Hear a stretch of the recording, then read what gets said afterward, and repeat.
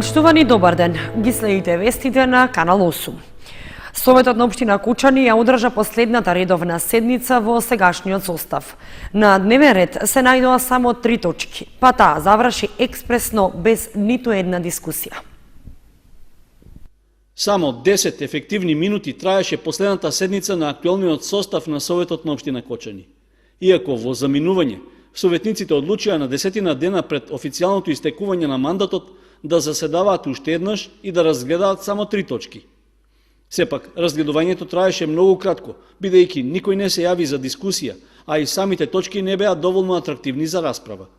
Утврдувањето на буџетскиот календар на општината за 2018 година, како и двете точки од областа на урбанизмот, што вообичаено и досега поминувале само формално, одзедоа повеќе време додека председателот на Советот ги читаше, отколку што траеше гласањето за нив. Поради тоа, се поставува прашањето дали толку неопходно беше да се одржи оваа седница во актуелниот состав на Советот. Иако имаше оправдување од и буџетскиот календар, било потребно да се донесе во законски утврден рок.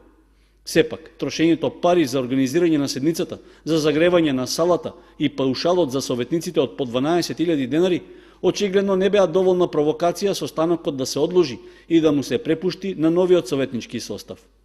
Поради тоа, единствената потреба за ваква и толку кратка седница може да се свати како личен, наместо како интерес на граѓаните.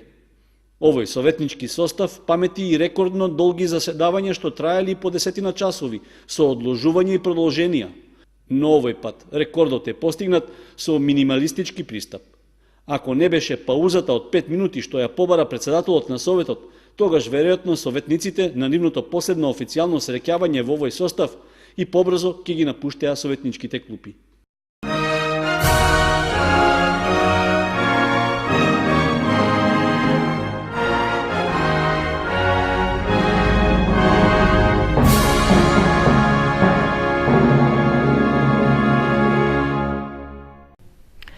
Граѓанските организации од Кучани и кандидатите за градоначалник и за членови на Општинскиот совет подпишаа декларација за соработка.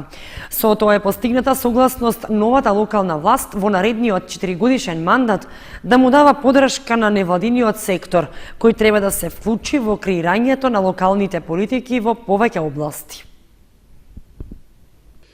Под мотото обврска сега за денот потоа, представници од граѓанските здруженија во Кочани и кандидатите за градоначалник и советници подпишаа декларација за соработка што ќе опфаќа повеќе области.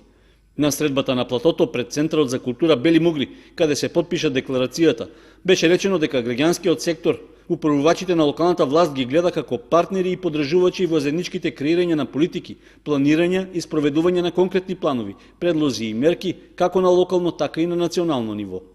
Со ставањето подпис, договорните странки се обврзаа во наредниот период да соработуваат во областа на социјалната и трудовата политика, како и во опфатот на младите, образованието, здравствената политика, одржлива животна средина и зелениот енергетски систем. Иако начинот на подпишувањето на документот не беа присутни сите представници од учесниците во предизборната кампања, од граѓанските здруженија изразија задоволство што е постигната обострана согласност за соработка. Денес имавме чест и задоволство да се подпише декларација за соработка со граѓанските организации од општина Кочани од страна на представниците за кандидати за градоначалници и советничките листи. Од поканетите присутни беа дел, останатите кандидати за градоначалници и представници на советнички листи ќе ја подпишат декларацијата и декларацијата ќе се наоѓа во просториите на Сдружение на Роми Авена во Кочани и ги повикувам сите граѓански организации за подпис кој што ќе може да се стави на отворениот список во декларацијата за соработка со граѓанскиот сектор на општина Кочани и идните локални власти. Граѓанските организации од Кочани очекуваат дека начелно постигнатата согласност за соработка ќе се реализира и во практика, по завршувањето на локалните избори и по конституирањето на новата локална власт.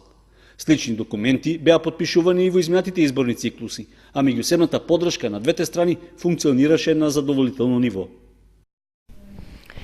Носителот на листата за советници од коалицијата на СДСМ Томе Солевски одржа пресконференција на која тема беше трошењето на парите од буџетот на општината. При тоа тој рече дека новата локална власт ќе работи домакински и ќе ги информира граѓаните за што биле наменети нивните пари.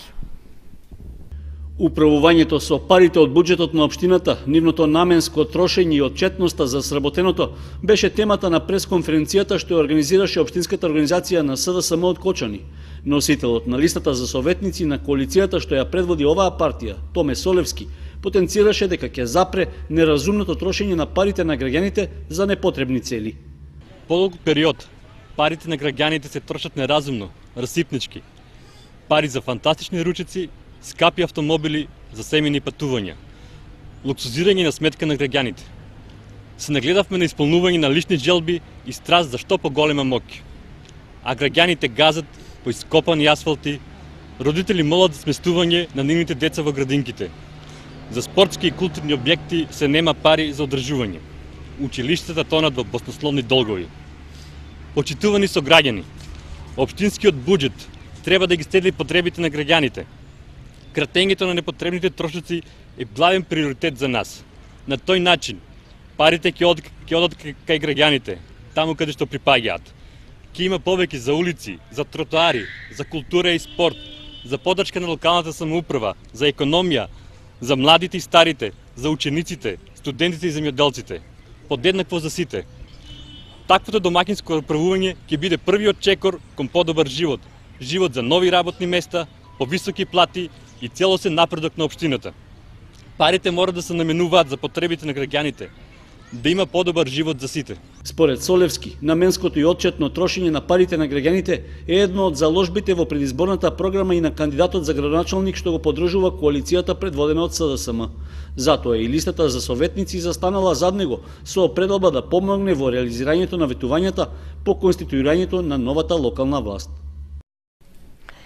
Регистрирано е оштетување на изборен штаб и на рекламен материјал во Кучани на кандидатот за градоначалник од ВМРО ДПМНЕ. Тоа беше повод Општинскиот комитет на партијата да одржи пресконференција, на која беше побарано да се откријат сторителите и да се преземат соодветни мерки.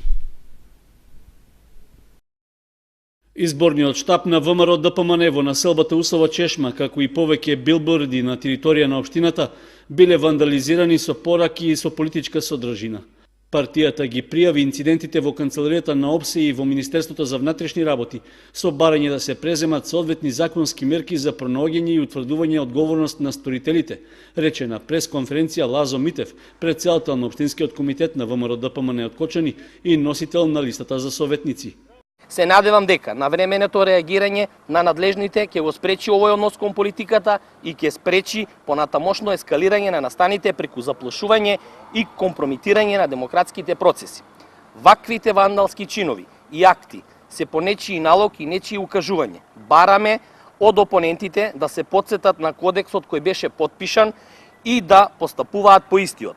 Единствен начин да се спречи ваквото однесување е да се пронајдат виновниците и да ја понесат одговорноста за своите постапки. Митев рече дека и покрај ваквите настани, неговата партија ќе продолжи со фер и демократска кампања. Како носител на листата и председател на Општински комитет на ВМРО ДПМНЕ Кочани, ви порачувам и ви ветувам дека инцидентите, пораките на заплашување или вандалско однесување нема да ја обесхрабрат партијата да го задржи политичкото достоинство. Покрај ваквите и слични провокации, ВМРО ДПМНЕ ќе продолжи да ја води кампањата на високо демократско ниво со една единствена цел, а тоа е развој и напредок на општината Кочани. Инаку, оштетувањето на изборниот штаб и на рекламниот материјал на ВМРО ДПМНЕ се случило во вечерните часови помеѓу вторникот и средата.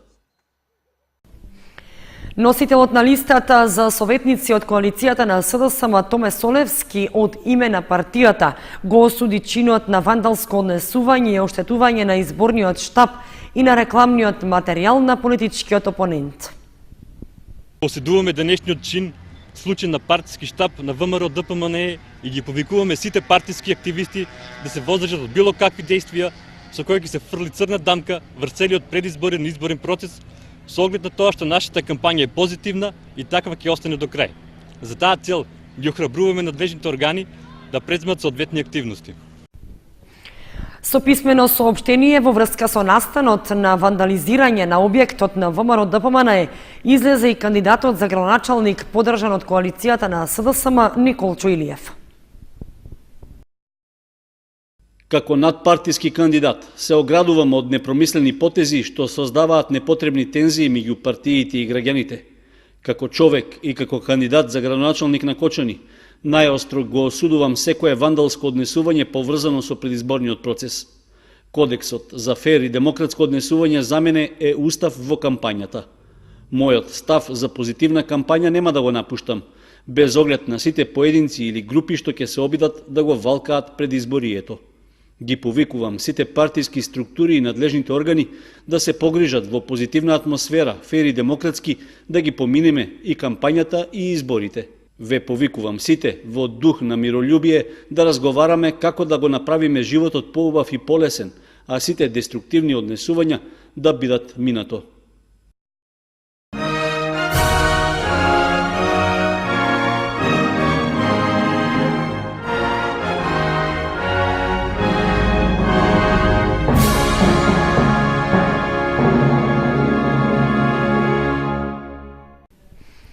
Над 1200 жени секоја година се детектираат, а 4 жени дневно заболуваат од рак на дојка, покажуваат статистичките податоци на Сдруженијето за борба против ракот Борка.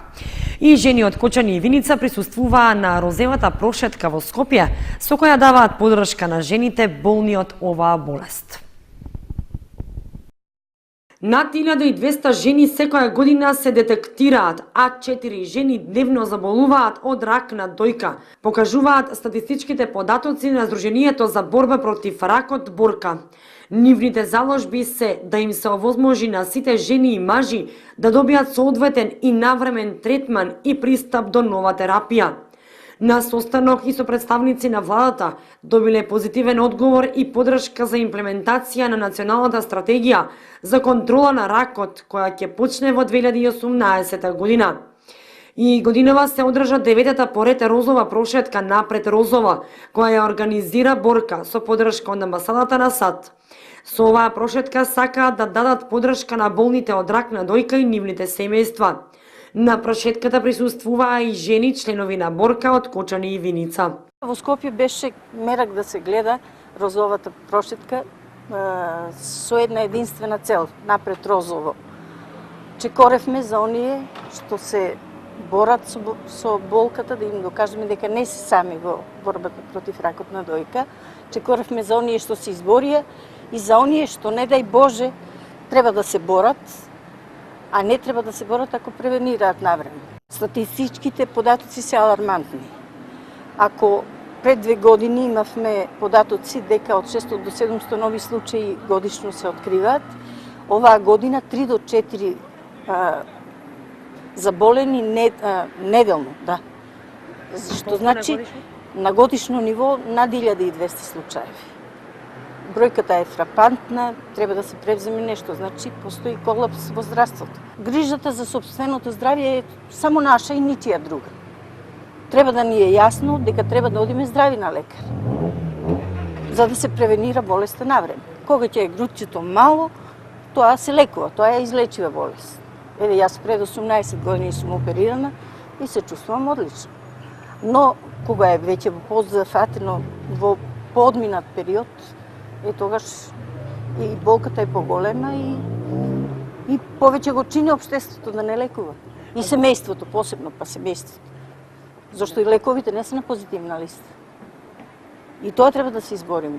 Стојмилова упати една кратка порака за сите жени кои страдат од оваа болест и порача да имаат надеж дека ќе успеат и секогаш да мислат позитивно. Магионичарска еуфорија за најмладите со илузионистот Кристијан, но и многу смеење со представата на театарот Крик од Скопје. Трет ден од фестивалот In Vinica Veritas. Еуфорично, весело, комплетна концентрација од цел школски час. Учениците имаа вистинско интерактивно шоу со младиот магионичар и илузионист Magic Кристијан. Под овој уметнички прекар се крие економистот Кристијан Шопов, кој слободното време го поминува забавувајќи ја младата популација, а неговите иновативни илузии секогаш имаат и едукативна порака. Тој во Виница ги забавуваше децата како дел од програмата на фестивалот In Vinica Veritas. Денес можевме да видиме детска представа, значи детска магија, трикови кои што се прилагодени за деца, кои што изобилува со многу хумор, бидејќи нели овој фестивал на хумор се тира, па затоа и убрав да биде на детска хумористична представа, која што децата покрај тоа што ќе ги зачуди, исто така и ќе ги насмее и ќе ги направи да се поминат забавно и интересно. На вториот ден на репертоарот на фестивалот беше представата на Скопскиот театар Крик, представа која дефинитивно ја насмеа публиката благодарение на одличната и спонтана игра на братците другари Роберт и Маријана Ристови. Тоа е една представа во која се работи приказно за двајца кои се обидуваат да си го најдат својот животен партнер и се обидуваат да успеат во светот на љубовта, меѓутоа толку пати имаат неуспеано што се скршени во срцето, меѓутоа тоа е на некој начин пораката на представа дека сепак љубовта повредува. И вечерашната представа е во режија на Ризевски, а игра Народниот театар од Охрид со Никола Тодоровски, Стрезо Стаматовски, Горан Стојановски и Елизавета Стефановска.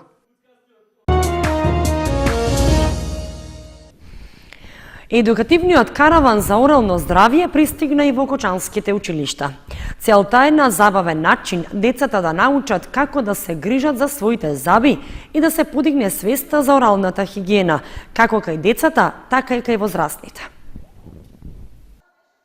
Станува збор за проект од глобален карактер кој има за цел едукација на децата од училишна возраст за потребата од правилно и секојдневно одржување на оралната хигиена, како и превенција од појава на кариес на најмала возраст. Со тоа ќе се изградат здрави детски навики и ќе се подобри општата состојба на оралното здравје во земјата. Стоматолози и представници од координативното тело на Националната стратегија за превенција на орални заболувања кај деца од 0 до 14 години присуствуваа и во кочанските училишта. Со својата програма и со својата национална стратегија на некој начин успеавме овие сите 10 години да го намалиме бројот на кариозни заби, а исто така и да ја подобриме и да ги научиме на навиките за правилна исхрана и правилна орална хигиена. Оваа година имаме можност во соработка со компанијата Mars Overseas Holdings, која што уназад неколку години веќе има искуство во спроведување на вакви едукативни каравани за орално здравје. До оваа година и се организираат и кај нас во Република Македонија овакви каравани, односно оваков вид на караван, при што ќе бидат опатени околу 5000 деца на ниво на Република Македонија во повеќе градови. Која е целта на овој караван? Едукација на децата за правилно одржување на орална хигиена, односно целта на компанијата е основното мото во суштина е Smile Back. Што тоа значи? Повратна насмевка. Значи, анализите покажале дека децата, поточно возрастните, повеќе се смеат во присуство на деца. А уште повеќе кога децата се насмеани. А пак децата се насмеани кога имаат здрави заби. Значи, за да го имаме тој повратен ефект од детска насмевка, за сите да бидеме ведри и насмеани, целта е зачувување на оралното здравје. Главен фокус на караванот се децата од 4-то оделение како најранлива и критична возраст во проблемот со кариес, а покрај основните училишта, караванот посетува и установи за деца со посебни потреби. Проектот е поддржан од Националната стратегија за превенција на орални заболувања кај деца од 0 до 14 години во Македонија.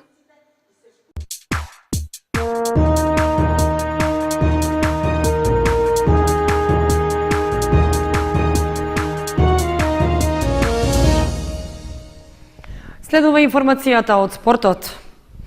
Екипите на фудбалската школа Фудбал Старс, кои се преверуваат во јуниорската и детската лига, го одиграа редовното пето коло. При тоа забележаа 5 победи, 2 порази и 1 нерешен резултат. Младите фудбалери на Фудбал Старс наидоа на нешто потешки противници во петтото коло од јуниорската лига, што се одрази и на постигнатите резултати. Во регионалната Југоисточна лига, генерацијата 2003 како домакин на теренот во Горни Подлог доживеа пораз од 2:1 од Беласица. И покрај добрата игра, нашите фудбалери немаат доволно спортска среќа, па на крајот мораа на противникот да му честитаат за победата. За разлика од нив пак, една година помладите клубски колеги од генерацијата 2004 беа далеку понадмокни од струмичани, па заслужено ги освоија бодовите, победувајќи го противникот со 2:0. Во регионалната лига Исток пак, екипите на Фудбал Старс гостуваа во Штип против соодветните тимови на Академија Постолов и исто така наидоа на тежок противник. Генерацијата 2001 загуби од Штипјани со 4:1, додека играчите од генерацијата 2002 играа нерешено 1:1. 100% успех забележаа најмладите екипи на Фудбал Старс, кои се надпреваруваат во детската лига, каде се одигра третото коло. Како домакини, тие ги пречекаа соодветните екипи на Каменица Саса, при што фудбалерите од генерацијата 2005-2006 славеа победа од 11:4. Уште поубедливи од нив беа фудбалерите од генерацијата 2007-2008, кои им ја наполнија мрежата на гостите од Каменица, а крајниот резултат беше 14:0. Победи забележаа и двете најмлади екипи на Фудбал Старс, при што генерацијата 2009 ги совлада каменичани со 6:3, а генерацијата 2010 победи со 2:0.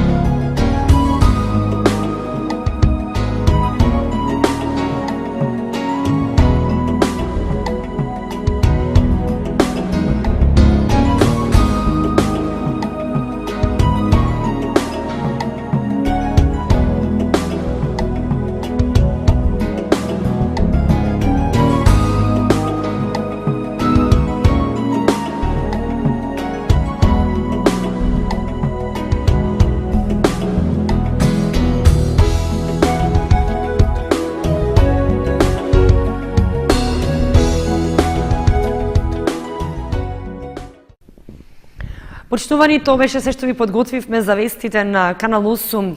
Ви посакуваме пријатна вечер. Довидување.